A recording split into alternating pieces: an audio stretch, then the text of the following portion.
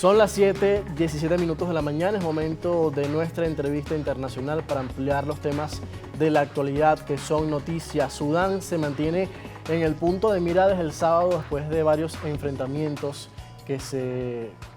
realizan hasta el momento, incluso con algunas treguas que no han alcanzado el éxito que se ha esperado, con la mediación de países como Egipto, que ha estado muy pendiente del conflicto de enfrentamientos entre el ejército y grupos paramilitares que no se ponen de acuerdo y que además tienen pugnas desde el pasado golpe de Estado del año 2021. Vamos a analizar este tema con nuestro invitado de la mañana de hoy. Se trata de Luciano Mondino, es politólogo y analista internacional y está conectado con nosotros a esta hora desde Madrid. Buenos días, Luciano. Muy buenos días, José Enrique, gracias por tu invitación y también un saludo a la audiencia de Primera Página. Un saludo aquí desde Madrid. Luciano, a propósito de estos enfrentamientos y de la tensión que existe en el oriente del continente africano, ¿de dónde surge esta pugna entre el ejército y los grupos paramilitares en Sudán? ¿Y cómo entender el caso del conflicto en Sudán? Bueno, la cuestión de Sudán es verdaderamente compleja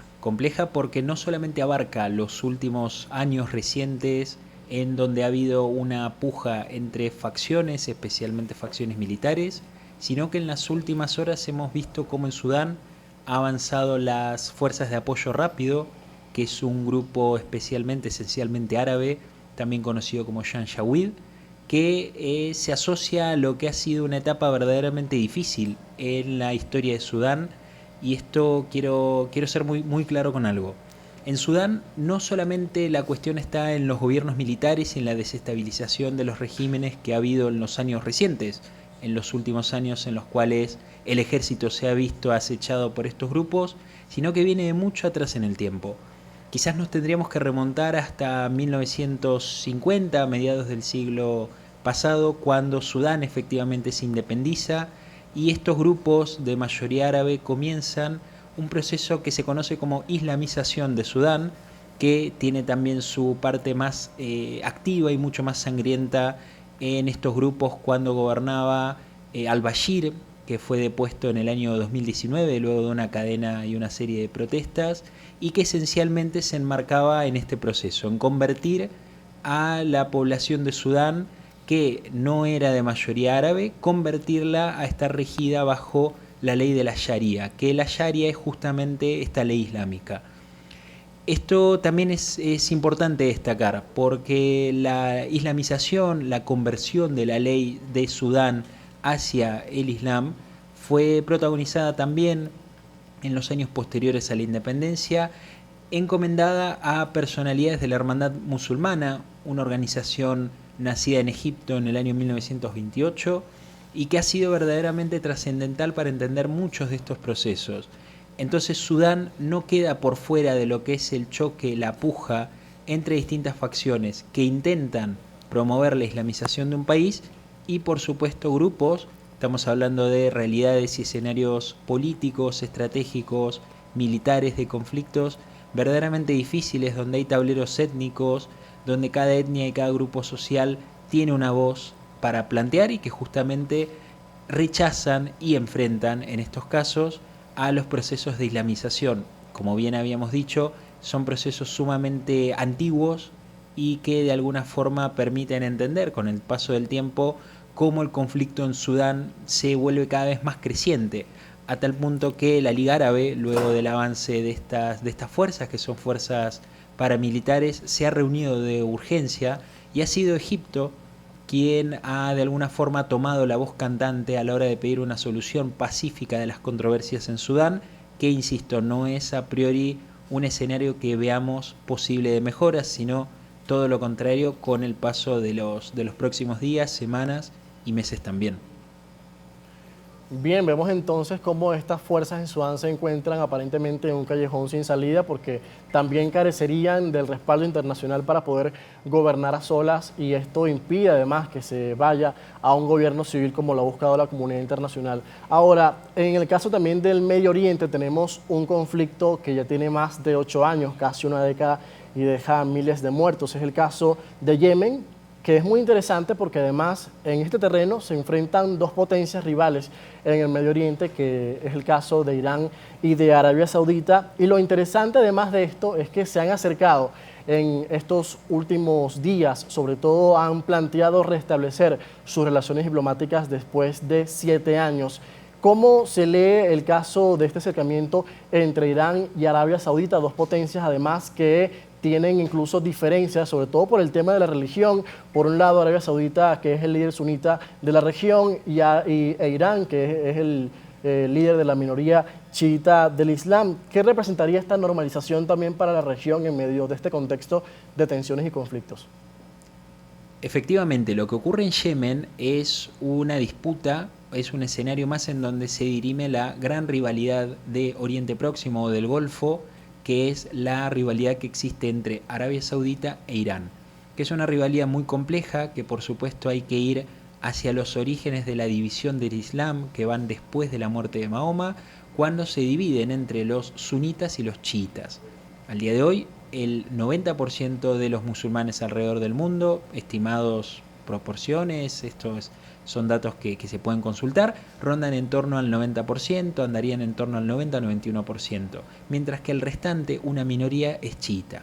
Esa minoría está liderada por Irán, la República Islámica de Irán, que de alguna forma se autoproclama como el líder de esta facción chiita en contra de la facción liderada por Arabia Saudita, que es esta facción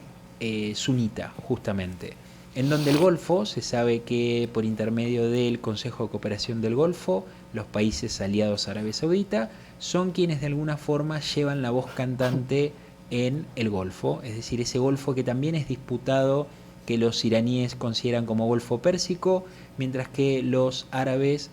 coinciden en denominarlo como Golfo Arábigo. En Yemen lo que ocurre es que los hutíes, Yemen es también parte de la zona de influencia iraní por su vinculación con este grupo terrorista, los hutíes, que tienen una vinculación muy fuerte con el chiismo que proclama Irán, ha realizado a lo largo de los últimos años ataques hacia estructuras o infraestructuras muy sensibles para la economía saudita. Especialmente me refiero a las instalaciones de petróleo que los hutíes han atacado en los últimos tiempos y que esto por supuesto genera una preocupación muy grande en la Casa Saud, en la casa gobernante de Riad, de Arabia Saudita, porque justamente involucra intereses y perjudica intereses ya no solo de Arabia Saudita, sino también de otros países del Golfo como Emiratos Árabes Unidos, que ha sido también atacado por los hutíes, y el caso de Bahrein, por ejemplo, que es una sociedad mayoritariamente chiita gobernada por una minoría sunita. Entonces, este juego, esta vinculación entre la religión, la política y la estrategia es muy importante para entender la dinámica de Yemen. En ese sentido, la relación de actores extrarregionales, como ha sucedido el caso en China, todos hemos visto a principios del mes de marzo cuando de repente se anunciaba la posible reanudación diplomática en las relaciones entre Irán y Arabia Saudita, relaciones o retomo de relaciones que yo tomaría realmente con pinzas por el momento. Creo que ambos países tienen desde el año 2016 una relación bastante pendular, en el sentido de que hay no solo una visión contrapuesta hacia dentro del Islam, sino por lo que decíamos también en su poder regional y en su intención de dominación regional, que va por el lado de Arabia Saudita, vinculado más al Golfo, mientras que Irán busca lo propio en sus zonas de influencia. Ahora bien, están los dos países hoy peleando por quizás uno de los intereses compartidos, que es el petróleo. Hay zonas, hay enclaves del Oriente Próximo que son muy importantes a entender. El caso del Estrecho de Hormuz, por ejemplo, donde pasan millones de barriles de petróleo y que hoy es parte de ese escenario disputado por ambos países. Entonces yo creo que la cuestión en Yemen y la participación de Arabia Saudita por intentar poner de alguna forma paños fríos a una guerra que se ha estancado y que ha devenido en una crisis humanitaria muy fuerte y que afecta ya no solo intereses árabes, sino también intereses a países extrarregionales, caso Estados Unidos, caso algunos países de Europa, que también tienen intereses incluso militares en la zona. Entonces creo que la forma de calibrar de Arabia Saudita este tipo de desarrollo bélico es intentar apaciguando, intentar conteniendo desde los intentos diplomáticos a través de distintos organismos, especialmente regionales, poder poner paños fríos a una situación que, como digo, desde el año 2015 especialmente se ha recrudecido y no tiene una perspectiva, por lo menos en los próximos meses, al igual que ocurre con la cuestión en Siria y como ocurre también ahora con Sudán, de un mejoramiento significativo. Bien, Luciano, y en el caso de Yemen hemos visto cómo se han retomado unos diálogos que se llevan a cabo en Suiza para lograr conversaciones de paz, tanto por Arabia Saudita como por los hutíes rebeldes yemeníes. Veremos en qué resulta esto. Hemos visto también que más de 100 prisioneros han sido liberados en los últimos días, un intercambio también que apuesta por esa buena fe de las partes para lograr una resolución al conflicto. Ahora, ya que abordamos hoy el Medio Oriente y esta reconfiguración política e incluso movimientos en algunos países, también tenemos el caso de Siria, que es un país que ha vivido en guerra durante los últimos 11 años y que parece volver a retomar esa posición con sus aliados árabes. Hemos visto algunos acercamientos del régimen de Bashar al-Assad con aliados que en el pasado habían roto sus relaciones, sobre todo por el inicio de la guerra civil, y parece volver a posicionarse con la comunidad internacional, quizás regresar. ¿De qué forma beneficiaría esto al pueblo sirio, a ese pueblo que sufre sobre todo por la crisis humanitaria? ¿Y cuál sería la nueva estrategia de Bashar al-Assad en este sentido? La cuestión en Siria, que conocemos que se ha recrudecido desde el año 2011, cuando inicia formalmente esta guerra civil, sumamente cruel y sumamente cruenta, ha generado un aislamiento que, bajo mi perspectiva, tiene un nombre y apellido, que es la República Islámica de Irán,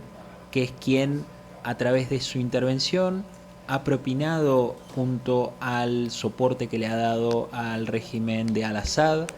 el aniquilamiento, el exterminio de más de entre 400 y 500 mil musulmanes sunitas en manos de una minoría chiita que por supuesto ha cobrado verdadera significancia hacia dentro del mundo islámico, y en este sentido la Liga Árabe ha tomado un protagonismo muy importante a la hora de aislar y buscar algún tipo de cerco sobre la cuestión siria, especialmente porque se sabe que en Siria es un terreno donde Irán opera y opera con mucha facilidad. En ese sentido hay que tener en cuenta que cuando se producen los ataques selectivos que se adjudican en realidad a Israel sobre los aeropuertos de Damasco o instalaciones en el Líbano, se está refiriendo especialmente a esto, a fuerzas de Hezbollah que operan en Siria y que operan por supuesto bajo el apercibimiento y bajo la estructuración de la República Islámica de Irán. Ahora bien, la cuestión en Siria,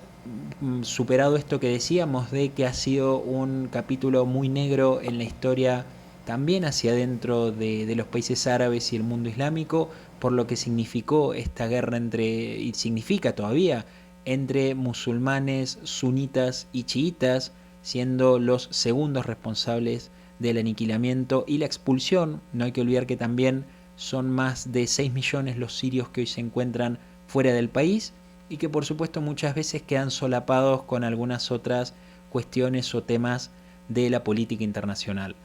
Entonces, Siria lo que ocupa es justamente un rol clave para la política exterior de Irán y especialmente su estrategia y su vinculación, ya no solo en la intención de dominar o ganar protagonismo en la política de Oriente Medio, de la región, sino también en su gesta contra el Estado de Israel y contra los países árabes que de alguna forma han logrado y todavía siguen logrando la normalización con el primero. En ese sentido, son muchas las evidencias y las declaraciones públicas de distintos políticos, clérigos, iraníes, oficiales militares, distintas personalidades del país persa que han amenazado públicamente al Estado de Israel y se han referido incluso a la cuestión nuclear como bajo un sentido de efectivamente y ahí poder hacer efectivas sus amenazas de desaparecer ya al Estado de Israel, a quien no solo consideran como ilegítimo, sino que atacan la propia existencia del pueblo judío. Entonces la cuestión siria se vuelve verdaderamente importante a la hora de considerar y elaborar la estrategia de la República Islámica de Irán, se incorpora también Siria a este juego de la medialuna chiita liderada por Teherán, y que por supuesto es parte de un escenario en donde podemos considerar también la cuestión del Líbano, podemos considerar la propia Siria, Bahrein por su mayoría chiita, dentro de un escenario que Irán necesita para poder mover sus fichas, como se suele decir, contra los actores que los iraníes perciben como sus enemigos. Irán, por supuesto, hoy atravesando una crisis importante en su interior, luego del asesinato de Mahsa Amini en manos de la policía de la moral, pero todavía vigente en muchas de sus amenazas y violencias contra no solo el Estado de Israel, sino otros países árabes. Percibimiento, o mejor dicho, una percepción que tienen también muchos países árabes, por eso su distancia y equidistancia muchas veces con este sentido de política exterior de la República Islámica de Irán, más allá de algún acercamiento que yo lo leería en condiciones de intentar apaciguar la cuestión iraní, que no hay que olvidar que es una cuestión que también toma posibilidad nuclear, en la cual Irán estaría hoy verdaderamente cerca de poder poseer las armas de destrucción masiva, que sabemos en los últimos tiempos que las armas, especialmente luego del desarrollo de la invasión rusa en Ucrania, toman verdaderamente una importancia trascendental por el temor fundado que genera una posible escalada nuclear. La escalada nuclear en Oriente Medio tendría una particularidad muy importante, que es el efecto contagio. Son muchos los países que han alertado sobre esto, no solo el Estado de Israel, hay que sumar también a Egipto y a Turquía, que han amenazado con también poder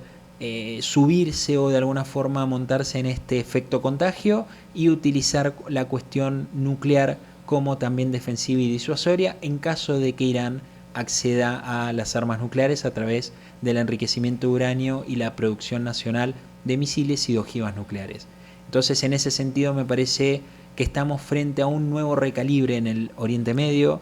especialmente en lo que hace la relación de los árabes, ya no solo con Israel, sino también la posibilidad de un enfrentamiento directo con Irán, por supuesto por intermedio también de sus proxies, donde Siria es uno de ellos. Muchísimas gracias, Luciano Mondino, politólogo y analista internacional, está ahora conectado con nosotros desde Madrid, hoy en Primera Página, analizando y revisando la actualidad del Medio Oriente, que sigue siendo noticia durante estos últimos días, y también el caso de África con Sudán, donde se mantienen enfrentamientos entre el ejército y los grupos paramilitares. Gracias, Luciano.